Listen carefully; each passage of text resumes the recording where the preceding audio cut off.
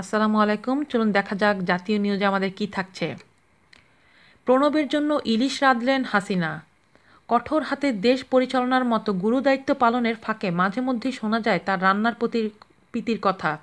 কখনো পুত্রের জন্মদিন তো কখনো আবার অতিথি আপ্যায়নের জন্য চুলার কাছে বসেন তিনি।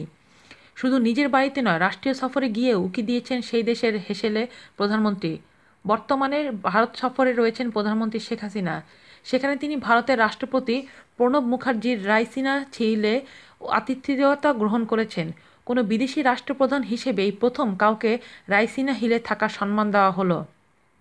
ঠিক একইভাবে সম্ভবত ইতিহাসে এই প্রথম কোনো রাষ্ট্রপ্রধান অতিথি হয়েও ঢু মারলেন হেসেলে। নিজ হাতে রান্না করলেন দেশের ঐতিহ্যবাহী খাবার ভাপা ইলিশ। ভারতের রাষ্ট্রপতি প্রণবকে নিজের বড় ভাইয়ের মতো সম্মান করেন শেখ হাসিনা। বাংলাদেশ থেকে তার জন্য নিয়ে গিয়েছিলেন গোটা 30 ইলিশ। শুধু ইলিশ নিয়ে নয়, ব্যস্ত সফরসূচির মধ্যেও প্রণবের জন্য নিজ হাতে রেঁধেছেন ভাপা ইলিশ, এমনটি জানিয়েছেন ভারতীয় এক গণমাধ্যম। প্রণবের স্ত্রী ছিলেন বাংলাদেশি মেয়ে।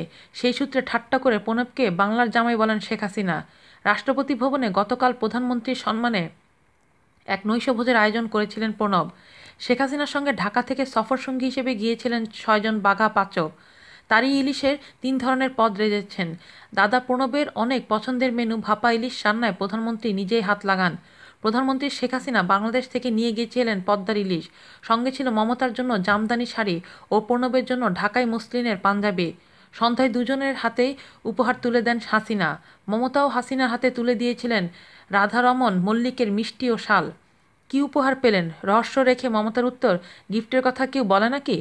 শেখ হাসিনার সম্মানে দেওয়া মধ্যাহ্নভোজেও ছিল হরেক পদ: লুচি, ছোলার ডাল, পোলাও, পাবদা, ভেটকি, গলদা চিংড়ির মালাইকারি, মুরগির মাংস, মিষ্টি দই এবং রসগোল্লা। আর ছিল বাংলার প্রসিদ্ধ গন্ধরাজ লেবু। গন্ধরাজ লেবু শেখ হাসিনার খুব প্রিয়। লাঞ্চে একই টেবিলে ভারতের প্রধানমন্ত্রী নরেন্দ্র মোদী, শেখ হাসিনা, মমতা। সঙ্গে ছিলেন সুষমা স্বরাজ।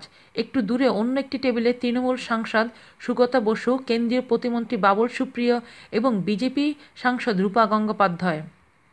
মোদী নিজেই মমতাকে হাসিনার সঙ্গে একই টেবিলে বসান। এছাড়া পদ্মা নদীর মাঝির কপিলা রূপার সঙ্গেও কুশল বিনিময় করেন হাসিনা। আজ এ পর্যন্তই। সবাই ভালো থাকবেন। আল্লাহ হাফেজ।